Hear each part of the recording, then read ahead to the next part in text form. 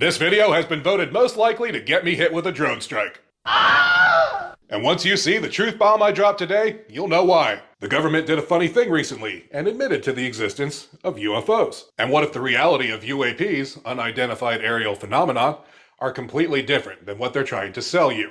This little media circus has brought a lot of questions about the phenomena. One of the most interesting that's been popular lately is the existence of a mysterious signal, 1.6 gigahertz, whenever they find a UAP. Well, what if that mysterious signal isn't so mysterious after all? This is a very rare article from a defense publication called Jane's International Defense Review. Publications like these are intended for defense industry personnel only, and this is basically something you'd see in the waiting room on the coffee table at Area 51. These articles specifically are Massively Parallel Computing Part 1 and 2 by Mark Hewish from 1991. And the articles are extraordinary because they show two things. One, it shows the radar signature from a dish-shaped military UFO, and two, it indicates that these are used as flying data hubs for the BEAST system. BEAST is the Navy's Battle Engagement Area Simulator and Tracker. What it describes is that this disk has 16,000 facets around it, like a disco ball.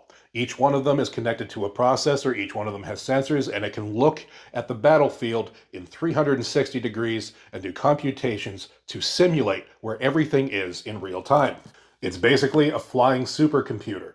And you'd never see it because this thing could have a camera on either side, and it just transmits it down into each of the facets just like a computer monitor array, and shows you only what's behind it, so you'd see right through it from every direction. You'd never even know it was there.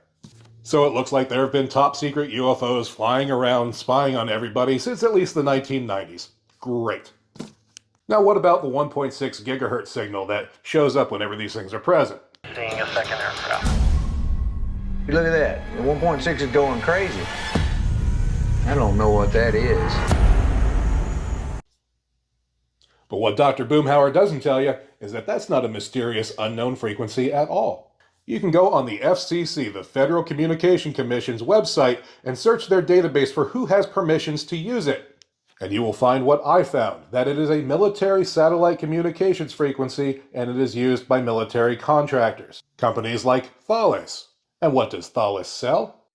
Military battlefield cloud computing and communication systems for active monitoring of the battlefield, just like we see in the BEAST system. So where does that leave us?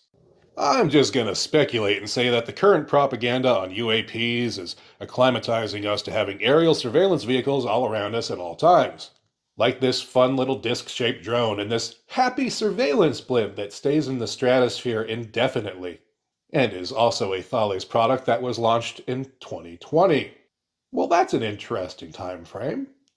I think agents like Lou Elizondo are just here to teach us, to attribute these to unknown phenomenon, like, oh, maybe these things are us from the future, and oh, Skinwalker Ranch and the Tic Tac, maybe they're here to probe our asses.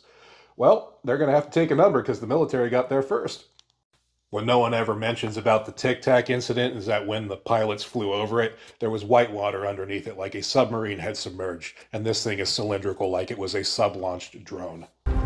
Then far below in the water, they see what looks like a plane crash or a submerging submarine. So to wrap up, do I think that there are real, organic, unexplained phenomenon out there in the skies? Yes, I absolutely do. But the shit they're showing you on night vision and FLIR and pilot cams, that ain't it.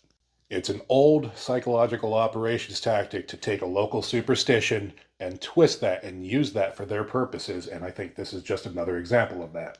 I've shown you the research that's been going on for the last 100 years with guys like Puharish, Bob Monroe, EEG entrainment, changing people's minds remotely, monitoring them remotely, all of this. And I think this technology is just another layer on top of that matrix.